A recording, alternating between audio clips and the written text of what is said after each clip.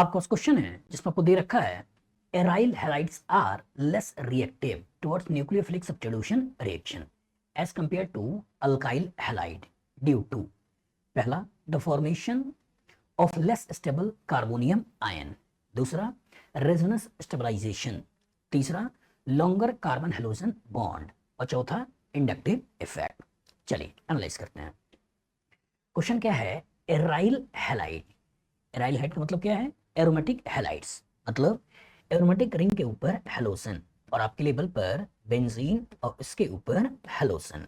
Aryl halide are less reactive towards nucleophilic substitution reaction as compare to alkyl halide. मतलब अगर इसकी तुलना अगर मैं अल्काइल हैलाइड के साथ कराता हूं, जैसे 6 कार्बन यहां भी मैंने लिया, 6 कार्बन यहां भी हमने लिया, और कह रहा है कि अगर इसके ऊपर न्यूक्लियोफाइल का रिएक्शन करना होगा और अगर इसके ऊपर न्यूक्लियोफाइल का रिएक्शन करना होगा तो इसका जो रिएक्शन है वो क्या है, लेस रिएक्टिव। इसकी रिएक्टिविटी क्या है, लेस है। अब पूछ रहा है कि ऐसा क्यों है। चलिए एनालाइज करिए। अगर आप एराइल हैलाइड को ध्यान से देखो, अगर आप एराइल हैलाइड को ध्यान से देखो तो आपको क्या दिखाई दे रहा है, A double bond B C के पास लोन पेयर। क्यों, क्योंकि हाइड्रोजन के पास क्या होते हैं, लोन पेयर्स। तो जब A double bond B C के पास लोन पेयर है दैट मींस रेजोनेंस है, और रेजोनेंस की वजह से अगर मैं इसका रेजोनेटिंग स्ट्रक्चर बनाने की कोशिश करूं तो स्ट्रक्चर कुछ ऐसा दिखाई देगा। यहाँ होगा पॉजिटिव, यहाँ होगा नेगेटिव। इसी को और आगे बढ़ा दें तो इसका तो यहाँ भी नेगेटिव आ जाएगा, और नेगेटिव बनाते हुए ये स्ट्रक्चर कुछ ऐसा बना देगा, ऐसा बना देगा। अगर नेगेटिव को और आगे डिस्पर्स कर दें तो इसके कोरस्पॉन्डिंग जो स्ट्रक्चर आप बना लोगे वो स्ट्रक्चर कुछ ऐसा बन जाएगा। और इसी इलेक्ट्रॉन को इधर से इधर शिफ्ट कर दूं तो इसके कोरस्पॉन्डिंग हम फिर से इस क्लोरोबेंजीन को बना लेंगे, यही बनेगा। ठीक है, पोजीशन को अगर सही तरीके से दिखा दें तो जिस पोजीशन पे होगा ये आपका ये और यहाँ पे हो गया Cl, ऐसा बना दोगे। तो इसके कोरस्पॉन्डिंग आपको क्या दिखाई दे रहा है कि इसके अंदर पार्शियल डबल बॉन्ड कैरेक्टर है। क्यों, क्योंकि रेजोनेटिंग स्ट्रक्चर बना रहे हैं तो यहाँ partial double bond character, double bond character, double bond character. तो दैट मींस इस पर्टिकुलर कार्बन हेलोजन के ऊपर पार्शियल डबल बॉन्ड कैरेक्टर है। ठीक है, अगर एराइल हैलाइड की बात करें तो यहाँ क्या मैंने बोला, यहाँ बोला मैंने पार्शियल डबल बॉन्ड कैरेक्टर है। लेकिन अगर मैं अल्काइल हैलाइड की बात करता हूं तो यहाँ पे लोन पेयर अगर दिखा भी दूं तो कहानी में ट्विस्ट क्या है कि सिंगल बॉन्डेड है, और जो सिंगल बॉन्डेड सिस्टम के अंदर रेजोनेंस की बात हम नहीं करेंगे। तो यहाँ पर पार्शियल डबल बॉन्ड कैरेक्टर होने की वजह से 2 लकड़ी है जिसको तोड़ना है, और सिंगल बॉन्ड कैरेक्टर होने की वजह से 1 लकड़ी है जिसको तोड़ना है। तो 1 लकड़ी इसको तोड़ना आसान होगा, लेकिन पार्शियल डबल बॉन्ड कैरेक्टर होने की वजह से 2 लकड़ी है इसको तोड़ना डिफिकल्ट होगा। तो इसलिए बोलते हैं कि किसी न्यूक्लियोफाइल का यहाँ अटैक करना और इस हेलोजन को निकालना ये काफी डिफिकल्ट है एज कंपेयर टू दिस। अब इसी को बोल रहा है कि the formation of less stable carbonium ion, less stable carbonium ion. तो क्या इसमें स्टेबिलिटी ऑफ कार्बोकेटाइन की कहीं बात हो रही है, नहीं। तो इसका मतलब कहानी में SN1 होगा, SN2 होगा, SNAR होगा, कहीं कोई मेंशन नहीं है। तो कार्बोनियम आयन कार्बोकेटाइन के फॉर्मेशन के बारे में मत सोचिए, ठीक है, दैट मींस भूल जाइए। और दूसरा क्या, रेजोनेंस स्टेबलाइजेशन। सही बात है कि अगर इस रेजोनेंस स्टेबलाइजेशन की वजह से पार्शियल डबल बॉन्ड कैरेक्टर का क्रिएशन हो रहा है, और पार्शियल डबल बॉन्ड कैरेक्टर होने की वजह से न्यूक्लियोफिल का अटैक करना काफी डिफिकल्ट हो रहा है। तो जो आंसर निकल के आएगा बेटा वो आंसर कौन सा हो गया, बी। और सी बोल रहा है लॉन्गर कार्बन हेलोजन बॉन्ड। तो लॉन्गर कार्बन हेलोजन बॉन्ड नहीं होगा, बल्कि इसके अंदर पार्शियल डबल बॉन्ड कैरेक्टर होने की वजह से इसकी बॉन्ड लेंथ कम होती है और इसकी बॉन्ड लेंथ ज्यादा होती है। और लास्ट बोल रहा है कि द इंडक्टिव इफेक्ट, नहीं, क्योंकि कार्बन क्लोरीन, और यहां भी देखा जाए तो कार्बन क्लोरीन तो बहुत ज्यादा इलेक्ट्रोनेगेटिविटी का डिफरेंस नहीं आएगा, लगभग बहुत नेग्लिजिबल होगा। ठीक है, इसका डबल बॉन्ड का खींचने का पावर ज्यादा होगा, हेलोजन का खींचने का पावर ज्यादा होगा, तो ये डिफरेंस आपको थोड़ा कम दिखाई देगा, ये डिफरेंस आपको थोड़ा ज्यादा दिखाई देगा, लेकिन उसमें बहुत ज्यादा अंतर नहीं आएगा। तो सारा खेल क्या होता है, सारा खेल होता है पार्शियल डबल बॉन्ड कैरेक्टर की वजह से, कि जिससे कि न्यूक्लियोफाइल का अटैक करना काफी डिफिकल्ट हो जाता है और सिंगल बॉन्ड के ऊपर अटैक करना काफी आसान हो जाता है। जैसे यहीं पर अगर मैं क्लोरोबेंजीन से फिनॉल बनाने के बारे में सोचूं और यहाँ NaOH का रिएक्शन कराऊं तो यहाँ 623 केल्विन टेम्परेचर चाहिए और लगभग 300 एटमॉस्फेरिक प्रेशर चाहिए, तब जाकर रिएक्शन होता है। लेकिन अगर साइक्लोहेक्सेन के ऊपर क्लोरीन लगा हो तो हम नॉर्मली हल्का फुल्का हीट करके भी रिएक्शन करा सकते हैं, और रिएक्शन कराकर हम यहाँ पर Cl को हटाकर OH को लगा सकते हैं। बस में आ गई, कर लोगे क्वेश्चन, गुड। आपका क्वेश्चन है among the following which one will undergo fastest nucleophilic substitution reaction. ये ऑप्शन दे रहा है क्लोरोबेंजीन के दोनों मेटा पर CH3 है, पैरा पे NO2 है, यहाँ क्लोरोबेंजीन के पैरा पर NO2 है, यहाँ पे क्लोरोबेंजीन के पैरा पर NH2 है और यहाँ क्लोरोबेंजीन के मेटा पर NO2 है। चलिए एनालाइज करिए। Among the following which one will undergo fastest nucleophilic substitution reaction. Fastest nucleophilic substitution reaction, इसका क्या मतलब हुआ कि न्यूक्लियोफाइल का अटैक करना आसानी से हमको देखना है।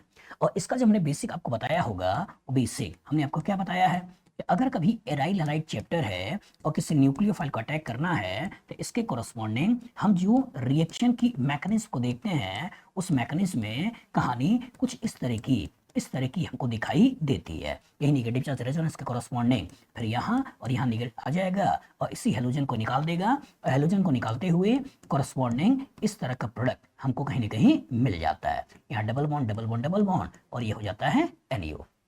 सोचिए अगर 2 स्टेप प्रोसेस है तो यहाँ एरोमेटिक कैरेक्टर लूज हो रहा है, यहाँ एरोमेटिक कैरेक्टर फिर से रीगेन हो रहा है, तो दैट मींस ये स्टेप आपका होगा स्लो और यही आपका होता है RDS और ये स्टेप होता है आपका फास्ट। तो अगर यही RDS स्टेप है तो इसी के ऊपर कहीं ना कहीं रिएक्शन की काइनेटिक्स वगैरह डिपेंडेंट होगा। तो कहानी में ट्विस्ट क्या है, सोचिए सब्स्ट्रेट को देखिए, जितना ज्यादा यहाँ पार्शियल पॉजिटिव चार्ज होगा, जितना ज्यादा यहाँ पार्शियल पॉजिटिव चार्ज होगा, न्यूक्लियोफाइल का अटैक करना उतना ही आसान होगा। और दूसरा, जितना ज्यादा स्टेबल इंटरमीडिएट बनेगा, इधर से इधर आना उतना ही आसान होगा। मतलब कि अगर सबस्ट्रेट में देखना चाहते हो तो ये देखो कि कितना ज्यादा यहाँ पार्शियल पॉजिटिव चार्ज है। जितना ज्यादा यहाँ पार्शियल पॉजिटिव चार्ज होगा, न्यूक्लियोफाइल का आना काफी आसान होगा। अगर मेजर माइनर की बात करें तो हमको इंटरमीडिएट की स्टेबिलिटी देख लेनी है। जितना ज्यादा स्टेबल इंटरमीडिएट होगा उतना आसानी से इधर चला आएगा। तो मैं आपसे बार बार क्या बोल रहा हूं कि जब SN-AR रिएक्शन की बेसिक की बात करें तो केवल एक ही बेसिक है जो आपको दिमाग में बैठा कर रखना है। वो क्या दिमाग में रखना है? वो रखना है maximum partial positive charge, maximum partial positive charge on the carbon directly attach with halogen. अभी ही आपको देखना है। अब जरा ऑप्शंस को ध्यान से देखिए, समझिए। सारा खेल यहाँ पे है और अगर सारा खेल यहाँ पे है तो जो ग्रुप लगे हुए हैं उन्हीं के इफेक्ट को देखना होता है। तो ये NO2 कहाँ लगा हुआ है? ये लगा हुआ है पैरा पर। तो मैं क्या बोला होगा? ऑर्थो पैरा पे सारा इफेक्ट, मेटा पे केवल I। तो ऑर्थो पैरा पे सारा इफेक्ट मतलब यहाँ पे NO2 का हमको -M देखना है और मेटा पे केवल I, और मेटा पे केवल I तो इस मिथाइल का आपको केवल +I इफेक्ट देखना है, इस मिथाइल का केवल +I इफेक्ट देखना है। अगर दूसरे वाले केस में देखो तो ऑर्थो पैरा पे सारा इफेक्ट, मेटा पे केवल I। तो ऑर्थो पैरा पे सारा इफेक्ट तो पैरा पे है, तो पैरा पे क्या लगा हुआ है? -M। इधर देखो तो यहाँ नाइट्रोजन के पास लोन पेयर है तो यहाँ NH2 का क्या लगा हुआ है? +M। अब यहाँ पे देखो तो ऑर्थो पैरा पे सारा इफेक्ट, मेटा पे केवल I, तो यहाँ नाइट्रो का क्या लगा हुआ है? -I। तो इफेक्ट आपने देख लिया कि इस कार्बन के लिए इस नाइट्रो का केवल और केवल क्या लगा हुआ है? -I। अब सोचिए कि जितना ज्यादा इलेक्ट्रॉन विड्रॉइंग होगा, पार्शियल पॉजिटिव चार्ज उतना ज्यादा होगा, और जितना कम इलेक्ट्रॉन विड्रॉइंग होगा, पार्शियल पॉजिटिव कम होगा, इलेक्ट्रॉन डोनेशन होगा तो पार्शियल पॉजिटिव सबसे कम होगा। तो यहाँ इलेक्ट्रॉन डोनेशन है तो यहाँ पार्शियल पॉजिटिव सबसे कम है, यहाँ -M है, यहाँ -M है, यहाँ -I है, ये भी कम खींचेगा, इसका तो यहाँ भी कम है। अब बच्चा इन दोनों को सोचेगा। अब सोचिए यहाँ -M और यहाँ -M, यहाँ +I भी है, +I भी है, देने वाला भी है, और यहाँ +I नहीं है, कोई देने वाला नहीं है। और दूसरा क्या है कि यहाँ ध्यान से देखो तो 1 2 3 सब्स्टिट्यूशन है, तो तीनों बल की ग्रुप की वजह से आपस में रिपल्सन होगा और ये नाइट्रोप्लेन के बाहर आ जाएगा। और जब नाइट्रोप्लेन के बाहर आ जाएगा तो इस नाइट्रो का यहाँ पर क्या लगा हुआ है? इस नाइट्रो का वीक इफेक्ट देखने को मिलेगा। लेकिन यहाँ पे नाइट्रो के इधर उधर कुछ भी लगा हुआ नहीं है, तो इस नाइट्रो का स्ट्रॉन्ग इफेक्ट देखने को मिलता है। और जो इस नाइट्रो का स्ट्रॉन्ग इफेक्ट होगा तो यहाँ पार्शियल पॉजिटिव चार्ज ज्यादा होगा, न्यूक्लियोफाइल का अटैक करना यहाँ ज्यादा आसान होगा। यही हमारा आंसर है। तो कॉन्सेप्ट एकदम क्लियर हो बेटा कि जब भी आपसे फास्टेस्ट पूछ रहा है और एराइल हैलाइड चैप्टर में क्वेश्चन क्रिएट कर रहा है तो कीवर्ड और कीवर्ड पिक्चर में क्या किरदार आना चाहिए? कीवर्ड और कीवर्ड पिक्चर में ये किरदार आना चाहिए कि maximum partial positive charge on the carbon directly attach with halogen. अगर इसके ऊपर आप फोकस करते हो तो मान के चलिए क्वेश्चन कभी गलत नहीं करोगे, और इसको छोड़ के किसी और चीज पर फोकस करते हो तो हो सकता है आप रिएक्टिविटी का क्वेश्चन गलत कर लो। बताओ याद रहेगा क्या? Maximum partial positive charge on the carbon directly attach with halogen. Clear है? गुड। आपके पास क्वेश्चन है, यहाँ पे दे रखा है 1 क्लोरो 2,4 डाइनाइट्रो बेंजीन है, इसके ऊपर सोडियम कार्बोनेट है एक्वस, यहाँ से ए बनाना है, और इसके ऊपर हाइड्रोजन पीडीसी है, इससे बी बनाना है। अब पूछ रहा है the product B is, A option में आपको दे रहा है 2,4 डाइनाइट्रोफिनॉल, बी ऑप्शन दे रहा है यहाँ पर NH2 करते हुए आपका 2,4 डाई अमीनो फिनॉल, और यहाँ आपको बोल रहा है 4 अमीनो फिनॉल, और यहाँ आपको बोल रहा है 2 अमीनो फिनॉल। चलिए एनालाइज करिए। कहानी का जो किरदार है बेटा, उस किरदार को अगर ध्यान से देखो तो आपके पास बेंजीन है, और बेंजीन से कनेक्टेड क्या है, Cl, मतलब एराइल हैलाइड चैप्टर का क्वेश्चन है। एराइल हैलाइड की ऑर्थो पे यहाँ क्या लगा रखा है, NO2, यहाँ पैरा पे क्या लगा रखा है, NO2। सोचो, when aryl halide having strong electron withdrawing group on ortho and para position, इससे क्या होगा। सोचो, when aryl halide is having strong electron withdrawing group at ortho and para position, क्या होगा, इसका -m, इसके -m की वजह से यहाँ पार्शियल पॉजिटिव चार्ज बढ़ेगा, इसके -m की वजह से यहाँ पार्शियल पॉजिटिव चार्ज बढ़ेगा, और जब यहाँ पार्शियल पॉजिटिव चार्ज बढ़ेगा तो होगा क्या, किसी न्यूक्लियोफाइल का यहाँ अटैक करना काफी आसान हो जाएगा। और जब न्यूक्लियोफाइल का अटैक करना काफी आसान हो जाएगा तो कहीं ना कहीं कोई ना कोई न्यूक्लियोफिलिक सब्स्टिट्यूशन रिएक्शन हो रहा होगा, इस सिग्मा को तोड़ना है, नया सिग्मा बनाना है। अब कहानी में है क्या, सोडियम कार्बोनेट। तो सोडियम कार्बोनेट का स्ट्रक्चर बनाएं तो सोडियम कार्बोनेट आपको कुछ ऐसा दिखाई देगा, कुछ ऐसा दिखाई देगा, और साथ में है क्या, एक्वस। एक्वस मतलब कहानी के अंदर क्या है, कहानी के अंदर पानी है, यही तो है। तो कहानी के अंदर सोडियम आपके पास कार्बोनेट है और कहानी के अंदर वाटर है, तो होगा क्या, यहीं से कार्बन डाइऑक्साइड निकलेगा, यहाँ हाइड्रो O- इसके प्रोटॉन को खींच लेगा और यहाँ से हाइड्रोक्साइड का फॉर्मेशन होगा। तो इनडायरेक्टली कहानी के अंदर है क्या, कहानी के अंदर एक हाइड्रोक्साइड न्यूक्लियोफाइल है, और जब कहानी के अंदर हाइड्रोक्साइड न्यूक्लियोफाइल है तो ये न्यूक्लियोफाइल क्या करेगा, इससे ऊपर अटैक करके इस Cl को हटाएगा, और जो Cl को हटाएगा तो इसके कोरस्पॉन्डिंग जो प्रोडक्ट हमको देखने को मिलने वाला है वो क्या मिलने वाला है, यहाँ होने वाला है OH, यहाँ होने वाला है NO2, यहाँ होने वाला है NO2, यही मिलने वाला है। तो सिग्मा टूटा सिग्मा बना, रिएक्शन कौन सा है, SNAR, न्यूक्लियोफिलिक सब्स्टिट्यूशन एरोमेटिक। अब उसके कोरस्पॉन्डिंग आपने सिग्मा तोड़कर सिग्मा बना लिया और क्लोरोबेंजीन को इनडायरेक्टली फिनॉल में कन्वर्ट कर दिया, एडिशनली N नाइट्रो ग्रुप यहाँ पर लगे हुए हैं, यही हमारा आंसर क्या है, A।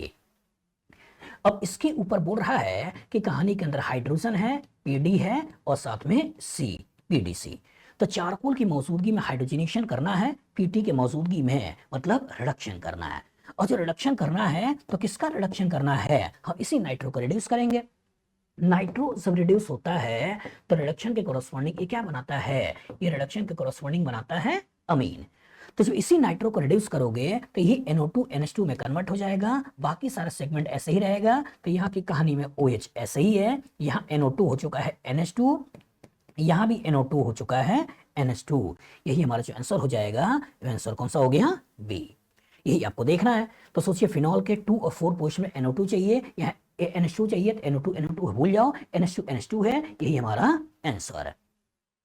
बच्चा कहाँ फंसेगा, समझिएगा, बच्चा पहले इसको समझेगा कि सोडियम कार्बोनेट है, इसका क्या होगा, और सोडियम कार्बोनेट के चक्कर में अगर एक्सपेरिमेंट भी कर ले तो हो सकता है इसको अटैक करने की कोशिश करेगा और देखेगा यार तो वहां ऐसी कोई चीज तो है नहीं, तो हो सकता है फंस जाए।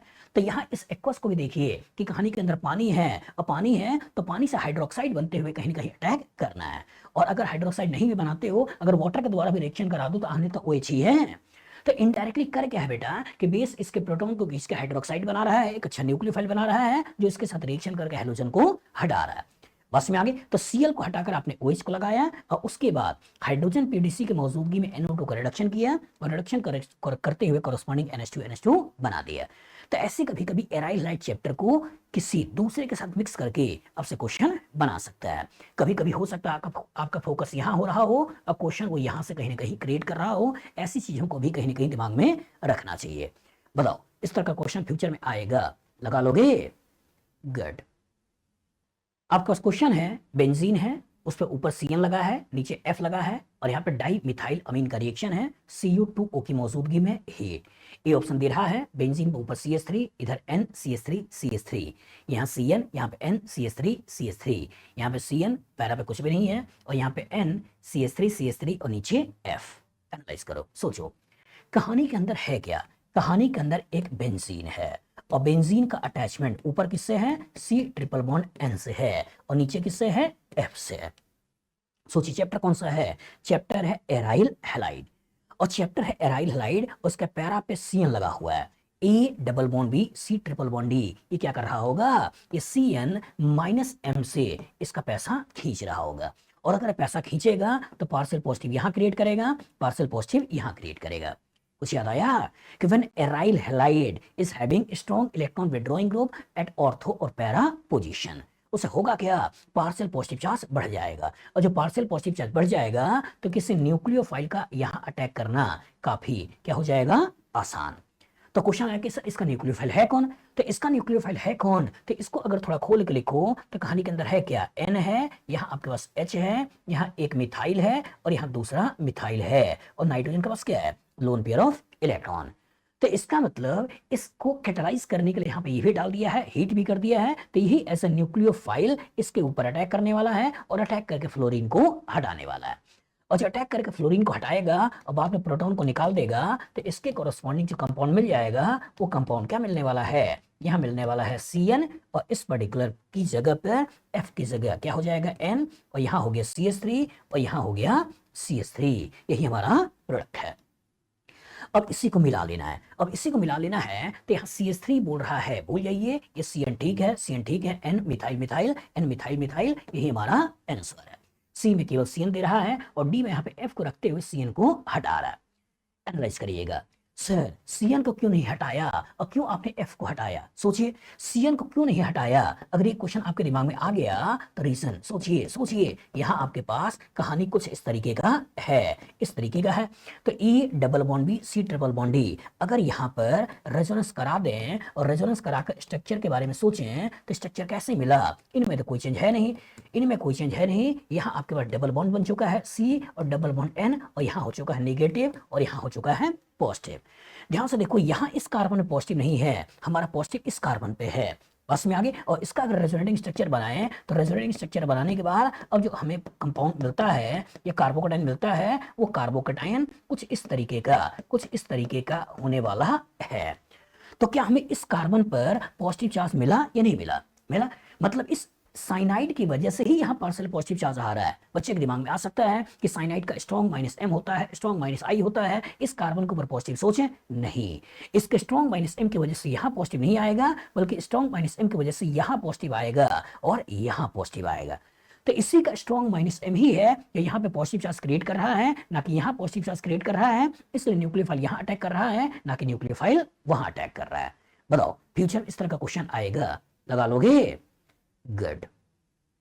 आपके पास क्वेश्चन है, यहां पे दे रखा है 1 क्लोरो 2 नाइट्रो 4 मिथाइल बेंजीन, इसके ऊपर C6H5CH2SK का रिएक्शन है, उसके कॉरस्पॉन्डिंग एक स्ट्रक्चर ये है, दूसरा स्ट्रक्चर ये है, तीसरा स्ट्रक्चर ये है और चौथा स्ट्रक्चर ये है।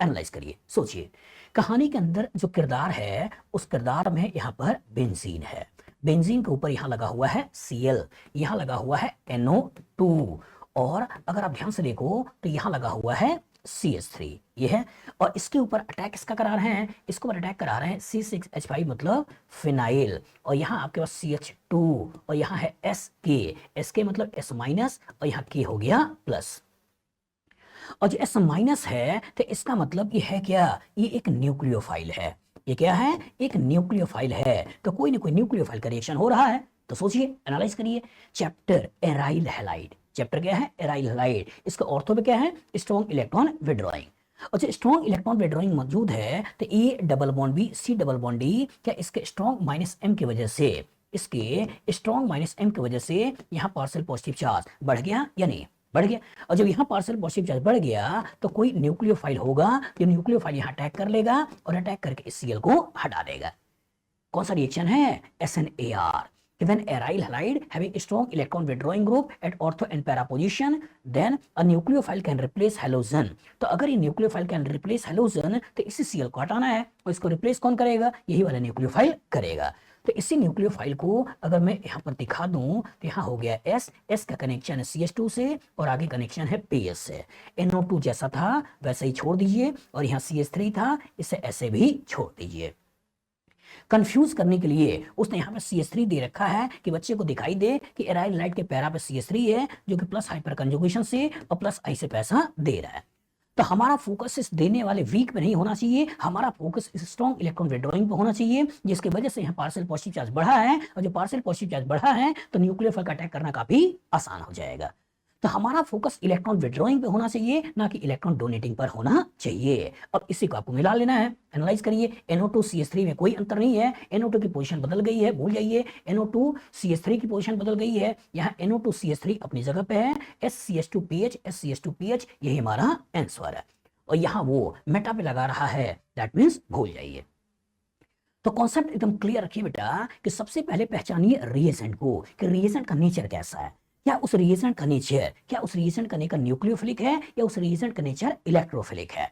अगर इलेक्ट्रोफिलिक है तो इलेक्ट्रोफिलिक सब्स्टिट्यूशन के हिसाब से सोचिए कि एक इलेक्ट्रॉन डोनेटिंग है, एक इलेक्ट्रॉन विड्रॉइंग है, एक इलेक्ट्रॉन विड्रॉइंग है, ये आपका डोनेटिंग है, ये स्ट्रॉन्ग इलेक्ट्रॉन विड्रॉइंग है, वीक इलेक्ट्रॉन विड्रॉइंग है, ये वाला डिसाइड करेगा।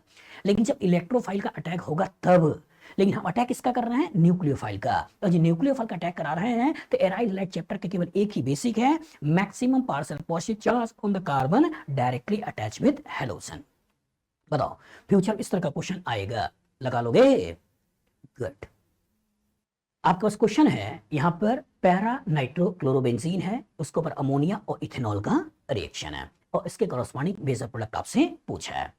सोचिए, ए ऑप्शन में यहाँ पैरा नाइट्रो एनिलीन दिया है, बी ऑप्शन में यहाँ पैरा क्लोरो एनिलीन दिया है, सी ऑप्शन में यहाँ पे बेंजीन 1,4 डाइअमीन दिया है, और डी ऑप्शन में यहाँ पे 1 मिथॉक्सी 4 नाइट्रो बेंजीन दिया है। चलिए एनालाइज करिए, 1 इथॉक्सी, चलिए एनालाइज करिए, सोचिएगा।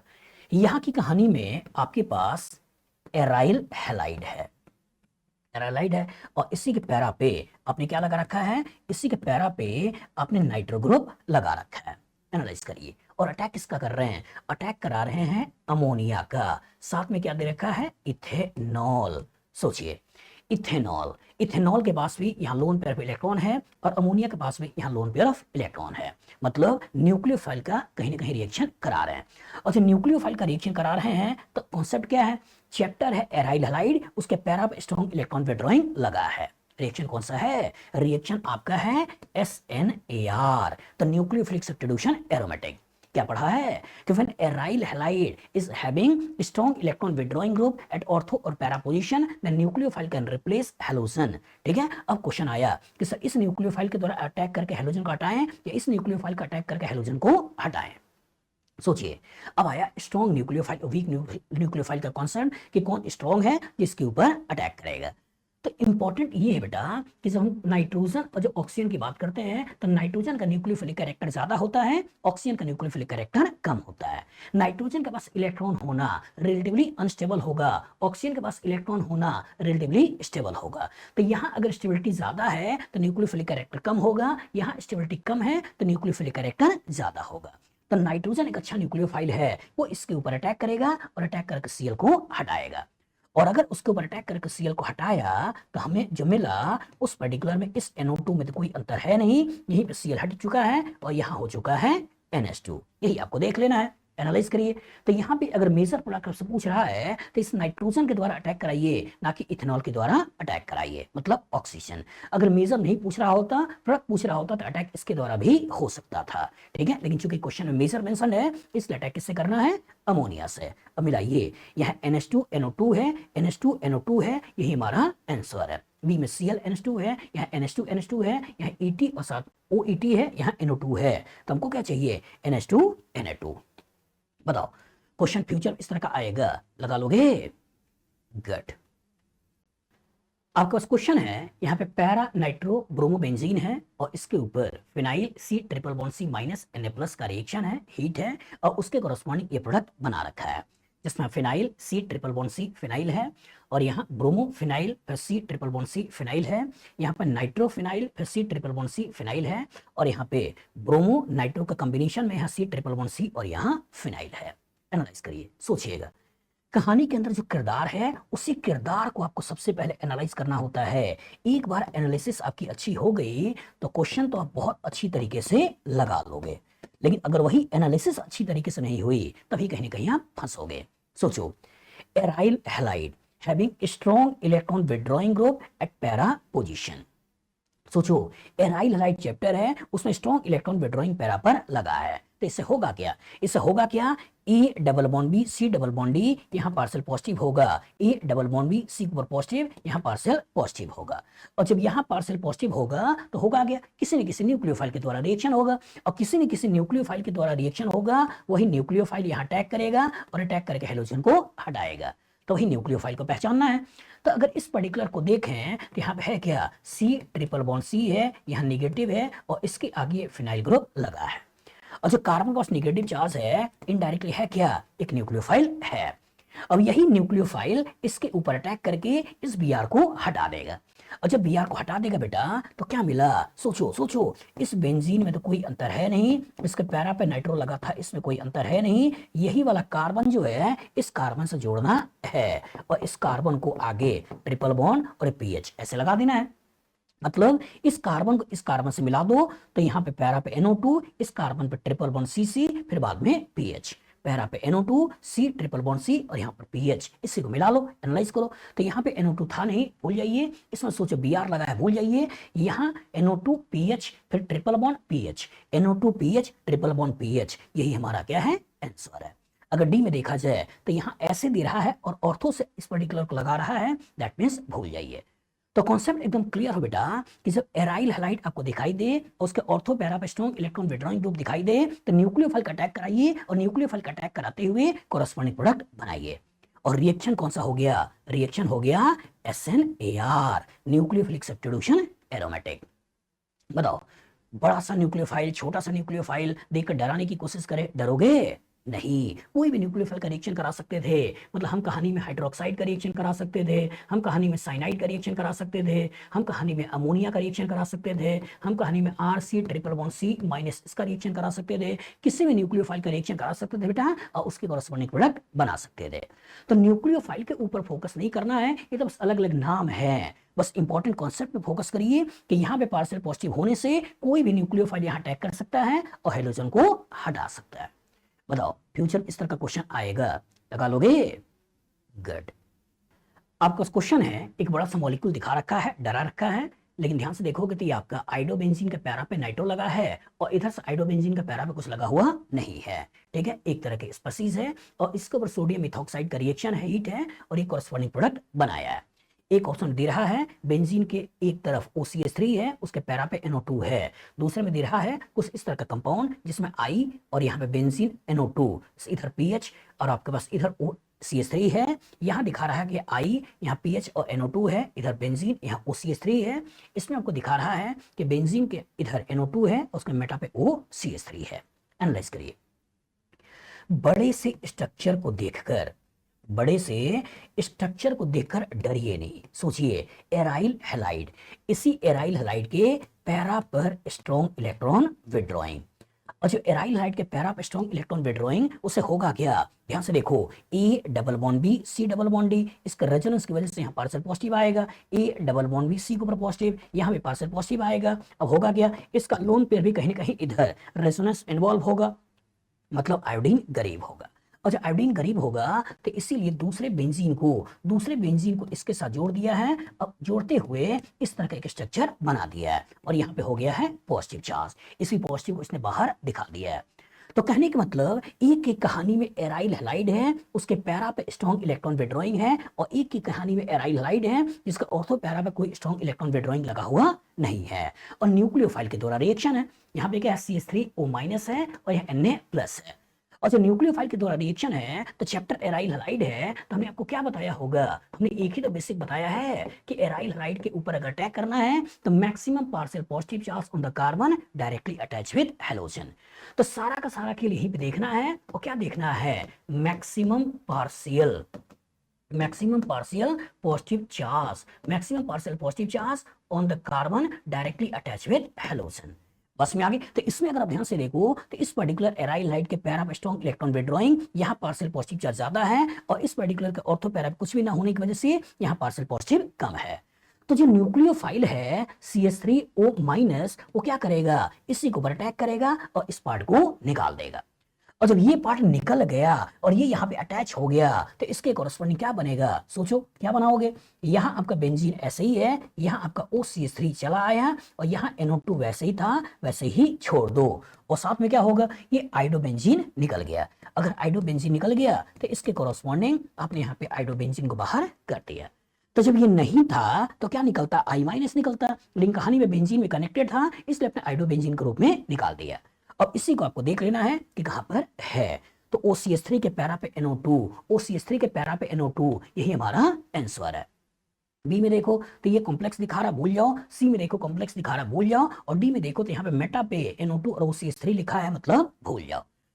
तो बड़ा सा स्ट्रक्चर देखकर, फिर से बोल रहे हैं कि बड़ा सा स्ट्रक्चर देखकर डरिए नहीं, बड़ा सा स्ट्रक्चर देखकर डरिए नहीं, पहचानिए पहचानिए। एराइल हैलाइड, इसके पैरा पे strong electron withdrawing, aryl halide. तो इसका एराइल हैलाइड जिसमें ऑर्थो पैरा पे स्ट्रॉन्ग इलेक्ट्रॉन विड्रॉइंग नहीं है, एराइल हैलाइड जिसके पैरा पे स्ट्रॉन्ग इलेक्ट्रॉन विड्रॉइंग है, न्यूक्लियोफाइल का रिएक्शन है, तो न्यूक्लियोफाइल यहाँ अटैक करेगा और आइडोबेंजीन निकाल देगा। बताओ फ्यूचर इस तरह का क्वेश्चन आएगा, लगा लोगे? गुड। आपके पास क्वेश्चन है यहाँ पर 1 डाई क्लोरो 4 नाइट्रो बेंजीन है और इसके ऊपर सोडियम इथॉक्साइड का रिएक्शन है, लेकिन 1 इक्विवेलेंट है। एक बार क्या कह रहा है, एक बार कह रहा है कि इसके द्वारा इस सीएल को हटाकर ये बनाना है, एक बार कह रहा है कि इस पर्टिकुलर के कोरस्पॉन्डिंग कुछ ऐसा बना लो, एक बार कह रहा है कुछ ऐसा बना लो और एक बार कह रहा है कुछ ऐसा बना लो। मतलब इस सीएल को हटा दो और इस सीएल की जगह यहाँ पर OET लगा दो। सोचो, एनालाइज करो, सोचो, क्योंकि सारा खेल सोच का होता है। सोच अगर सही हो रही है तो क्वेश्चन सही लग जाएगा और सोच में अगर गड़बड़ है दैट मींस क्वेश्चन भी कहीं ना कहीं गड़बड़ ही करोगे। कहानी का किरदार सोचो। चैप्टर है एराइल हैलाइड, चैप्टर है एराइल हैलाइड, साथ में लगा है NO2। सोचो आपने क्या पढ़ा है, when aryl halide having strong electron withdrawing at ortho and para position then nucleophile replaces halogen। ये तो पढ़ा है। क्यों पढ़ा है, क्योंकि इस नाइट्रो की वजह से, इस नाइट्रो की वजह से A double bond B C double bond D, यहाँ पार्सल पॉजिटिव है, A double bond B C यहाँ पार्सल पॉजिटिव है, और जब यहाँ पार्सल पॉजिटिव है तो A double bond B C यहाँ भी पार्सल पॉजिटिव है। तो यहाँ पर इस नाइट्रो की वजह से यहाँ पार्सल पॉजिटिव बढ़ा, लेकिन ध्यान से देखो इस पर्टिकुलर कार्बन में पार्शियल पॉजिटिव नहीं बढ़ा। और जो इस कार्बन के ऊपर पार्शियल पॉजिटिव चार्ज बढ़ा तो होगा क्या, होगा क्या कि इसी न्यूक्लियोफाइल के द्वारा हमको इसी कार्बन पर अटैक करना है और इस हैलोजन को हटा देना है। तो अगर ये हैलोजन हट गया तो इसके कॉरस्पॉन्डिंग जो प्रोडक्ट बना उस प्रोडक्ट के बारे में सोचो।